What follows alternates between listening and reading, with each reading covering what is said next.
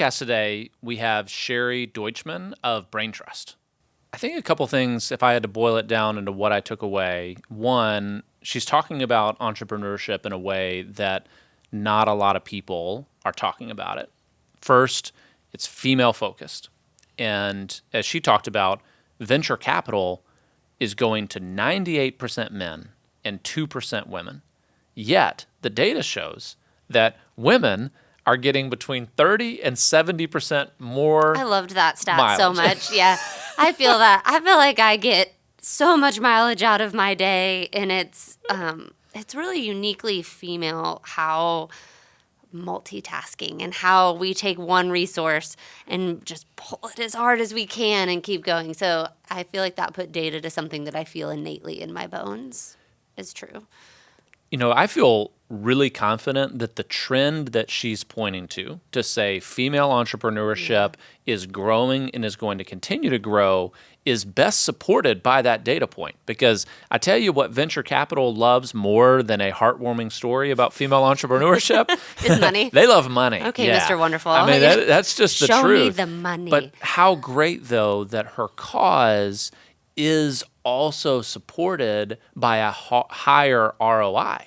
So having a higher ROI means that more people are going to believe and lean into what Sherry's teaching rather than do it as a charitable nod, the pat on the hand that she told about. I think it's consistent, and I think a lot of women come to a business world either expecting that or fearing that imposter syndrome that all of us feel. Yeah. That I sit across the table wondering in my head, are you going to figure out that I'm actually not as educated on this as I should be, or that I'm not as qualified to sit at this table as I should be? And the truth is, all of us feel that way. I'm glad you said that because I do feel that way all the time. But you know what really triggered a memory in me? What I love about our guests is that you can always relate to them through your own stories, and you don't really know what's going to pop into your head. But when my parents got divorced, I was so young. I was a baby, right? 1 or 2.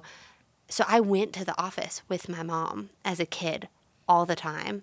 I went with my dad. I mean, they were kids having kids. So I remember watching them grow their careers, coloring in the corner or going on sales calls in the car. And I think those moments prepared me for what we're doing today because I saw my parents. Nothing was an excuse. No runny nose that kept me out of daycare kept them from work. And they did it before there was a book, before there was an idea to do it. Is they just had to make ends meet because they were both single parents doing their best. And so thinking back, I really think those were the formative moments that made me think, maybe we can do this, babe. Maybe we can grow something and do something and have a family at the same time.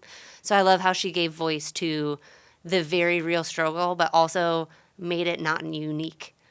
I mean, there are millions of parents doing the same thing all day, every day, just trying to figure it out. I think you could really sense her humility as well. Oh, for sure. Is that she had not forgotten her roots.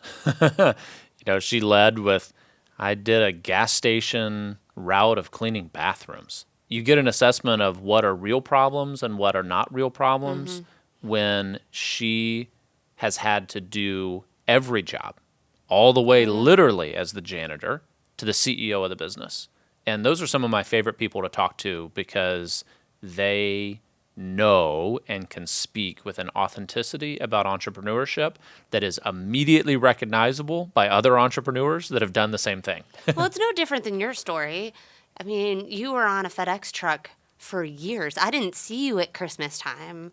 You would go, I would pack you lunches, and you maybe wouldn't see the kids for days on end because you were on a truck. And it gave us a new appreciation for that labor force. I mean, to this day, I set out Cokes and waters and granola bars during peak on our front porch because I know those guys and gals, that may be the snack they get that day.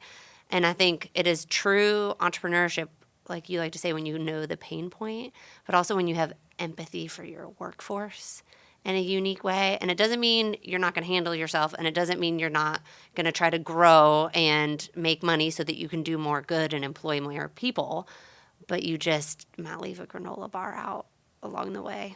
I remember to this day specifically some of the houses that would always offer me water.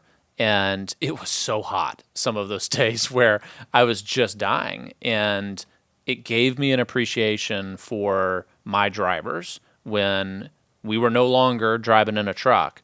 But I knew what was real and what wasn't, what it was like to run from a dog, what it was like to get bit by a dog. That had the tiny dogs? It was always the small dogs that chased you, wasn't it? That's a good lesson. I tell you, sometimes it's the big dogs that people are intimidated by, but those small dogs, they'll get up on you too. I mean, they get those little legs and they're just... Don't underestimate the power of the tiny. Oh, yeah. I mean, that's for sure.